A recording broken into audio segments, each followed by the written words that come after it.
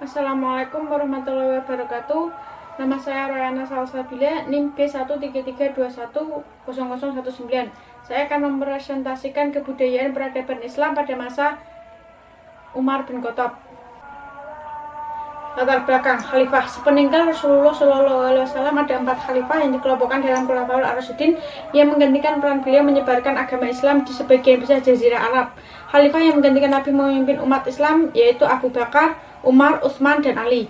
Di antara 4 khalifah itu, Umar bin Khattab mempunyai keistimewaan tersendiri. Keistimewaan Umar terletak pada kemampuannya berpikir kreatif. Kepandaian beliau dalam memahami syariat Islam diakui sendiri oleh Nabi.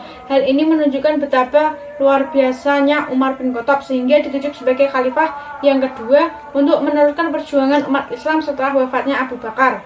Berikutnya kita akan membahas mengenai Khalifah Umar bin Khattab. Visualisasi karisma kepemimpinan. Yang pertama, dalam masa kepemimpinannya, Umar bin Khattab juga menggunakan karisma kepemimpinan yang dimilikinya. Kepemimpinan sendiri merupakan suatu bentuk persuasif dan inspirasi dalam dakwah. Bahkan seorang pemimpin harus memiliki kepribadian yang berpengaruh terhadap bawahannya. Semenjak menjadi khalifah, hidup beliau sangat sederhana meskipun kaya raya. Dia hendak memberikan teladan yang baik bagi kaum muslimin tentang konsep jabatan, harta, dan zuhud seperti yang dicontohkan oleh Rasulullah SAW. Khalifah setelah Abu Bakar ini dikenal sangat sederhana. Tidur siangnya beralaskan tikar dan batu bata di bawah pohon kurma, dan ia hampir tak pernah makan kenyang, menjaga perasaan rakyatnya. Padahal Umar adalah seorang yang sangat kaya. Kelebihan yang diberikan Allah kepada Umar bin Khattab ini menjadikan masyarakat kagum terhadapnya, sehingga kepemimpinan beliau terkenal dengan karismanya yang khas sebagai sosok pemimpin yang pembeda, sesuai dengan julukan yang diberikan oleh Rasulullah. Yang kedua, adanya karisma kepemimpinan yang ditunjukkan dalam kepemimpinan yang dilakukan Umar bin Khattab. Untuk catatan, tipe kepemimpinan karismatik dalam diartikan sebagai kemampuan menggunakan keistimewaan atau kelebihan sifat kepribadiannya dalam mempengaruhi pikiran, perasaan, dan tingkah laku orang lain. Kepemimpinan di sini dipandang istimewa karena sifat-sifat kepribadiannya yang mengagumkan dan berwibawa. Dalam kepemimpinannya itu, pemimpin diterima dan dipercaya sebagai orang yang dihormati, disegani, dipatuhi, dan ditaati secara rela dan ikhlas.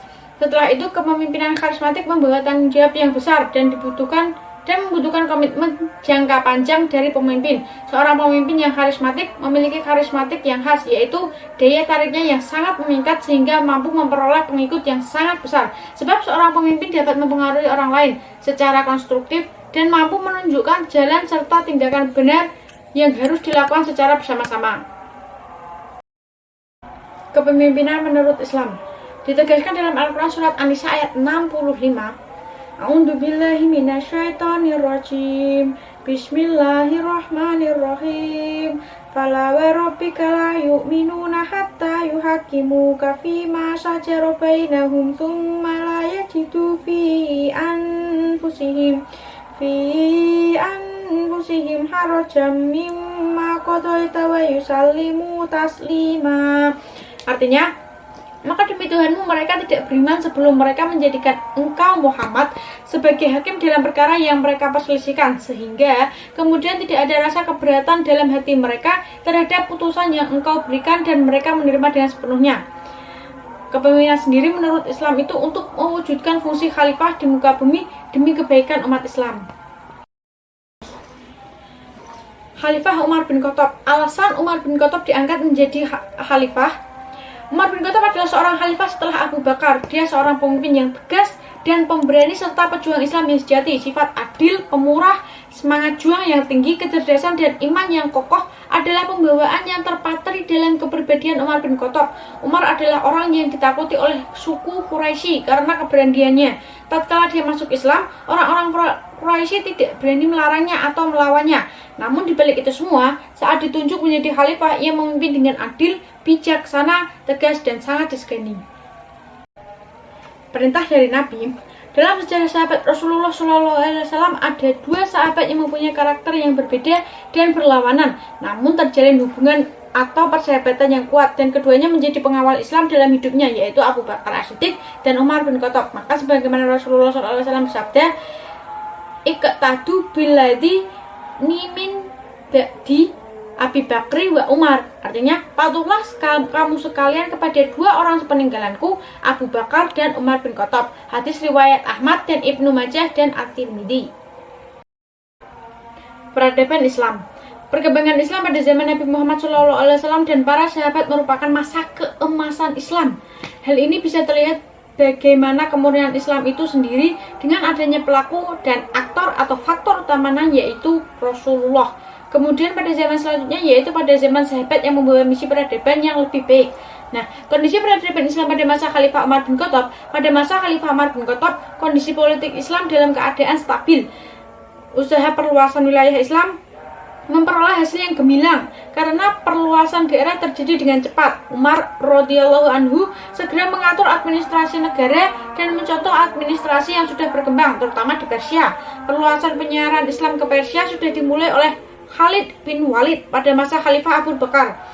Kemudian dilanjutkan oleh Umar, tetapi dalam usahanya itu tidak sedikit tantangan yang dihadapinya. Bahkan sampai terjadi peperangan.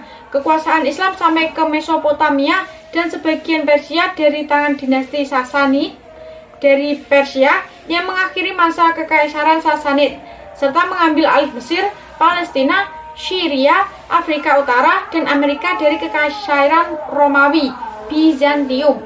Sejalan dengan semakin luasnya wilayah Islam, maka Umar melakukan berbagai macam penataan struktur pemerintahan, antara lain administrasi pemerintahan, pendirian Baiat al-Mol. Selanjutnya dari segi ekonomi juga terdapat kemajuan, diantaranya diadakan pajak tanah al-Quraj. Semua harta rampasan perang ghanimah dimasukkan dalam Baitul Mal adalah sebagai salah satu pemasukan negara untuk membantu rakyat, pemerataan zakat, serta membentuk lembaga perpajakan yang mengatur pemasukan dan pengeluaran. Kepedulian Umar yang pertama kepada penduduk. Selanjutnya dari aspek sosial, pada masa Khalifah Umar bin Khattab, semua ahli azimah yaitu penduduk yang memeluk agama selain Islam, yaitu pemeluk Yahudi, Nasrani, dan Majusi, dan berdiam di wilayah kekuasaan Islam mendapat perhatian, pelayanan, serta perlindungan pada masa Umar dengan membuat perjanjian yang antara lain berbunyi keharusan orang-orang Nasrani menyiapkan akomodasi dan konsumsi bagi para tentara muslim yang memasuki kota mereka selama 3 hari berturut-turut. Yang kedua kepada rakyat. Selain itu pada masa Umar sangat memperhatikan keadaan sekitarnya seperti kaum fakir, miskin, dan anak yatim piatu. Juga mendapat perhatian yang besar dari Umar bin Khattab. Perkembangan Islam pada zaman Umar bin Khattab inilah titik tolak perubahan peradaban ke arah yang lebih maju. Dalam sejarah Islam, tak ada orang yang begitu sering disebut-sebut namanya sesudah Rasulullah SAW seperti nama Umar bin Khattab. Nama itu disebut-sebut dengan penuh kagum dan sekaligus rasa hormat apabila dihubungkan dengan segala yang diketahui orang tentang sifat-sifatnya dan bawaannya yang begitu agung dan cemerlang.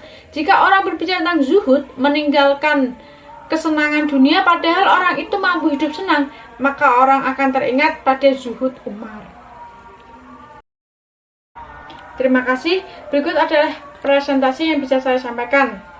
Wassalamualaikum warahmatullahi wabarakatuh.